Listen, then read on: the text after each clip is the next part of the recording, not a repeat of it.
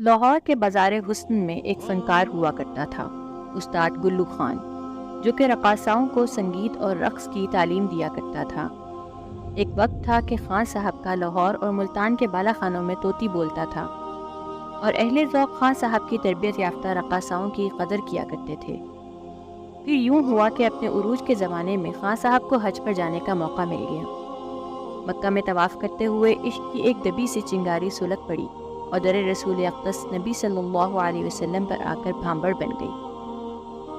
استاد گلو خان کے ہمنوا کہتے ہیں کہ مدینہ شریف آ کر خان صاحب پر ایک عجیب سی کیفیت طاری تھی۔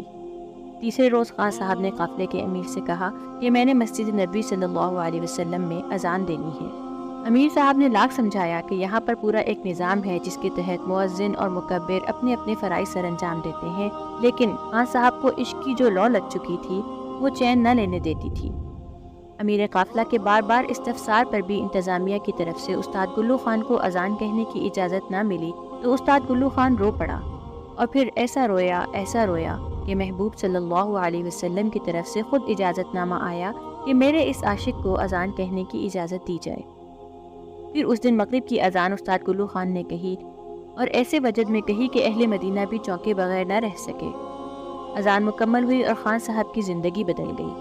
عشق رسول صلی اللہ علیہ وسلم کا عرق لبالب بھر چکا تھا۔ ادھر لاہور میں لوگ اس انتظار میں تھے کہ کب استاد جی کی واپسی ہو اور محفل دوبارہ جوبن پکڑے۔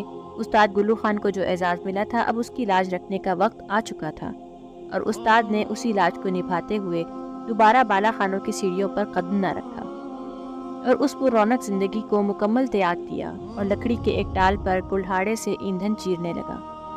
قدردان جب آہستہ آہستہ پیچھے پہنچنے لگے تو ان کو ایک ہی جواب ملتا کہ میں جس مقام کو چھو آیا ہوں وہ میرے لیے سب سے عظیم اعزاز ہے، اور اب میں نے اس اعزاز کی لاج رکھنی ہے۔